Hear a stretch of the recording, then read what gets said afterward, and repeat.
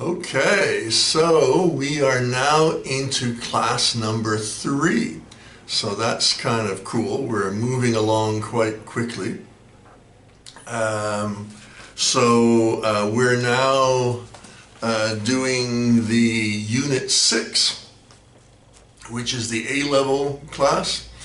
And you should all have your textbook open to the chapter 6, where it refers to basic economic ideas and resource allocation. And we're going to begin with that. Just before we begin, I just want to, every day I want to say a few interesting little points that I discovered over the last 24 hours or whatever. It's funny, but I was at the airport, when was it, 2 days ago, and I was actually trying to change some Canadian money into Vietnamese dong, and I walked up to the counter and there's a big sign saying, due to the coronavirus, Chinese currency will not be accepted. I said, oh my goodness, we are looking at things in a very extreme way, that the suggestion might be that, you know, the virus is actually transferred through money. I've never heard that one before, but they're obviously taking no chances, and they've got all the precautions going. So for that reason, any Chinese person who has a wallet full of Chinese money and was hoping to have a holiday in Vietnam is out of luck. So that was a kind of an interesting little piece of information for us. Okay, so let's do chapter 6. We went over it a little bit briefly yesterday, or in video number 2.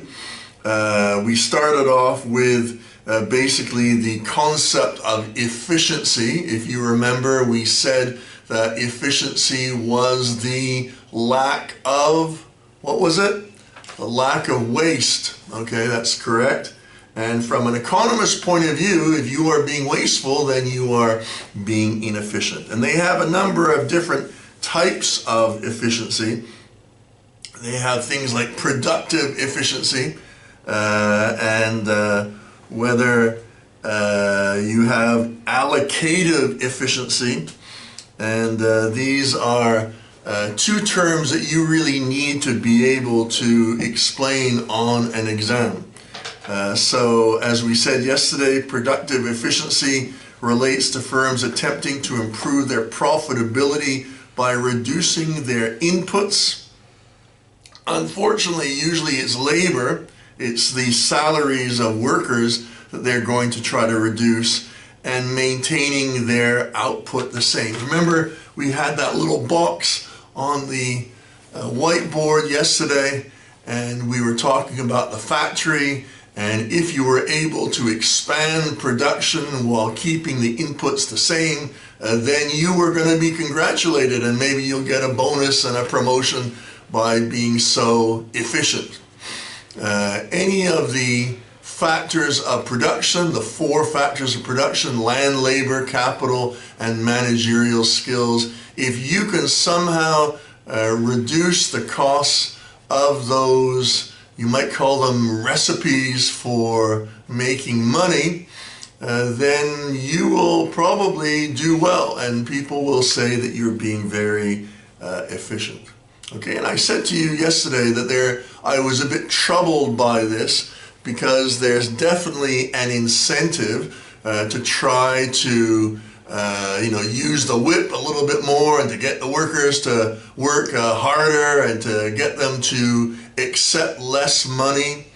And the consequences of that may be that the companies will not recognize trade unions who will protect their rights, because they say, well, this is going to increase the costs of production. Obviously, the more desirable way to be more efficient might be to try to find other inputs that might be cheaper. So rather than buying your steel from, I don't know, from the United States to make chairs, maybe you could buy your steel from Indonesia, which might be a better source of inputs. And if you can do that, then you are being, you're being more efficient. In theory, if you can get the government to pay for managerial skills, okay, such as, requiring the managers to have, let's say, an MBA from BUV, for example, British University of Vietnam, then that would be good for the company because they don't need to do a lot of the training themselves. They're kind of externalizing their responsibilities over to the government and saying, okay, well, the government really should be educating the population, and we shouldn't really be trying to think about paying for the costs of training our workers ourselves. Sounds like a very snappy idea. It sounds very clever. But in the real world, companies need to spend money. They need to invest money on training and making sure that the workers that they have are, really what they're looking for. Vietnam prides the country on the fact that, we have a very well-educated population here. It's one of the reasons why a lot of companies like to invest in Vietnam, because the Vietnamese people are hardworking and they're disciplined and they're well-educated and they're easily trained, etc., etc., etc. And for that reason, you could argue that the decision to choose Vietnam over working in another country is a very efficient decision. Okay, so that is what we refer to as productive efficiency. And really, you need to introduce that into your answers. Allocative efficiency is a little bit kind of more of a difficult sort of analysis where you're arguing that products should be made at the right place, at the right time, at the right price, and that by doing so you will have the natural clearing mechanism where all the products that you produce will be sold. And if they're not, then you could argue that the Minister of Finance of a country is really not doing their job properly, where they are somehow encouraging the production of things that will not be sold. In the free market system, as we all know, this is unlikely to happen in the long run because companies will learn very quickly what sells and what does not sell. And they will move away, obviously, from the things that don't sell, and they're going to move towards the things that do sell. And so for that reason, you could argue that a lot of the shortages or the surpluses that might have otherwise taken place will not take place. I mean, you could just go to any supermarket, and if they suddenly have a new brand of coffee, for example, I noticed that my local branch of City Mart is now selling decaffeinated coffee. Okay, and I actually drink coffee without the caffeine because it gives me headaches, caffeine, and I have difficulty getting to sleep. But I don't get the impression that many Vietnamese people are interested in buying coffee without the caffeine. It's perhaps one of the reasons why they buy coffee is because they want to have that little kick, or they want to have that little buzz that comes with drinking a cup of coffee, and therefore they're not that interested. So eventually you may find that this product will be taken off the shelves because the Vietnamese people are not very interested. You may have heard the news in the last 6 months that plant-based meat is now all the rage in the West. Everybody is eating this stuff called impossible meats or beyond meat. And this is basically meat that isn't really meat. And people tell me that it's really, really good tasting, and I'd love to try it myself. And they say it tastes just like meat, but is made from soya and different vegetables, and they even make the blood the red blood flavor from beet juice, you know, the vegetable beets, and it creates that sort of juiciness in a beet. And they're able to make, you know, artificial meat, whether sausages or pork or whatever, tastes really good. Now, you know, I can well imagine that Vietnam, because most people in Vietnam are concerned about their health and also the environment as well, because you probably know that, you know, one of the major causes of the climate change is actually from cows farting. I hate to use that word, but that's the way it is. You can say passing gas.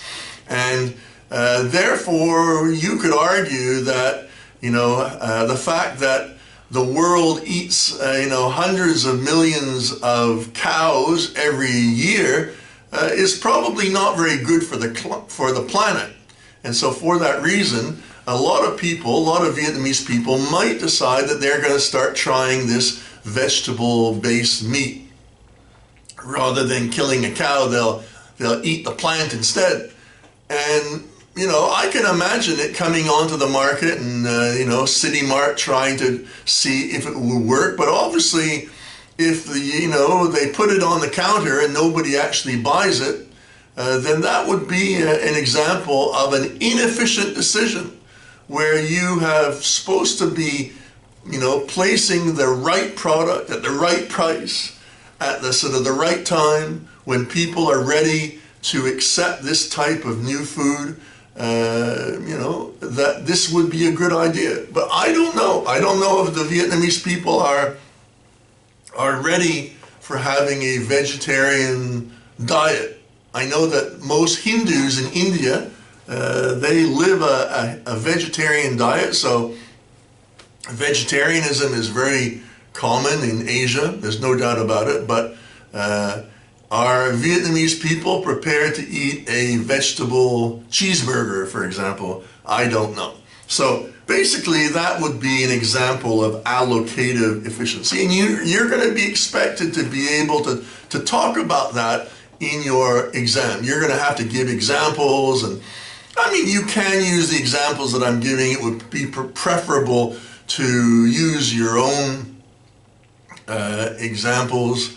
I mean, I can think of hundreds of them. You know, there's examples of the dried noodles that came out on the market about 20 years ago. I think it was where was he, Japanese? I can't remember. There was some guy, or a Korean, I think, who invented these packaged dried noodles where you just add water.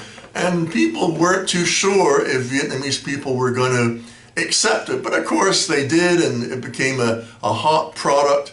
And the producers of these noodles obviously have done very well for themselves. We went on then yesterday, we went on to this concept of Pareto optimality. I don't want to spend too much time on it because it's, in my opinion, a fairly theoretical concept. The idea that you can create a system where nobody is hurt by somebody getting better off. And this is a concept which is promoted by people who believe in what they call the laissez-faire economic ideals.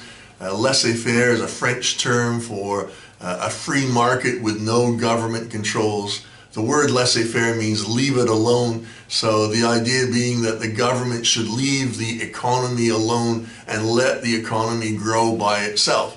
Now, if you believe that there is no useful role for government to play in society, then you are going to probably believe in this dream that Pareto optimality would be possible, where you create a society with virtually no government intervention, and nobody seems to mind super inequity in society. And when we all know through history that that hasn't worked very well, that there have been revolutions to overthrow systems when people are tired of being exploited, or they are tired of seeing that there are some people who are super duper rich.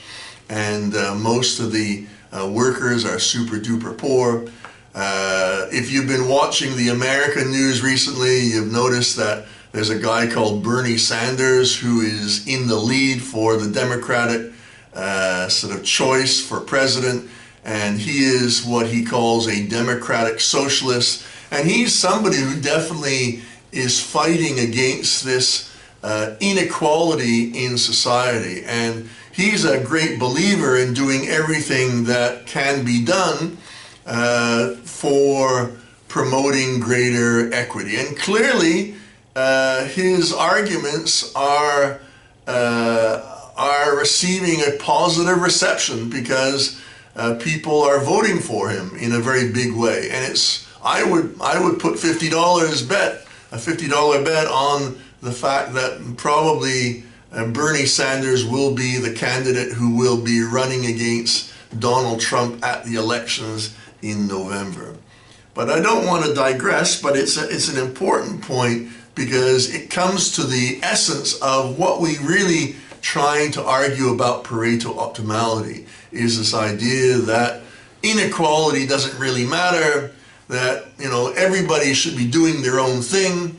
The assumption is that everybody respects other people who are trying to make a lot of money, and when they do make a lot of money, people are not jealous, but they're praising of people who do really well. Well, you just listen to people and they'll tell you what they think about lots of the super rich, and a lot of it is not positive. They'll argue that they only became rich because they exploited their workers and didn't give the workers the value of the labor that they really deserve. And so it comes down to a question of belief systems. And in my view, Pareto optimality is kind of like a promotion, or trying to defend a totally free market economy where there is a minimum of government intervention. But I wouldn't normally spend too much time on it, because it was a theory created by this Italian economist. I checked it up yesterday, and it's not a big issue, but it's mentioned in the syllabus, and for that reason I wanted to make sure that you understood what we were talking about. The biggest issue, probably without a doubt, in chapter 6 is market failure. And we went over it a little bit yesterday, and I was saying to you that market failures come in many shapes and forms, that the most common, definitely without a doubt, is this tendency in the free market that everybody is trying to become a monopoly. And I said to you yesterday that people pretend to say, oh no, we don't mind competition, but they really do mind competition. They want to be the only, I think I gave you the example yesterday of a pizza restaurant. They want to be the only pizza restaurant in town. And obviously, we can't really criticize always the firms that make really, really good products. I mean, if you are an ice cream maker and you make the best ice cream in the world, then what's wrong with fighting to become a monopoly? That you want to be the only good quality ice cream maker in the country, okay? And I don't think that there's anything necessarily shameful about that. That's something that, we all have pride in our work.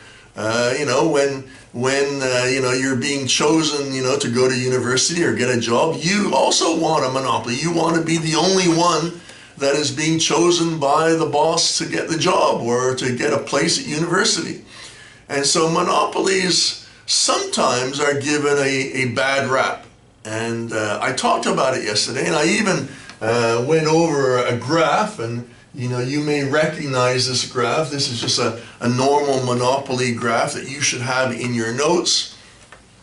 And I said to you yesterday that I wanted to see exactly the difference between a competitive priced product compared to a monopoly price. And you really have to have this down in your head. You have to memorize it. Check it out in the book. There's a number of examples. Even look it up on Google. They will have the monopoly graph where they basically show, where the,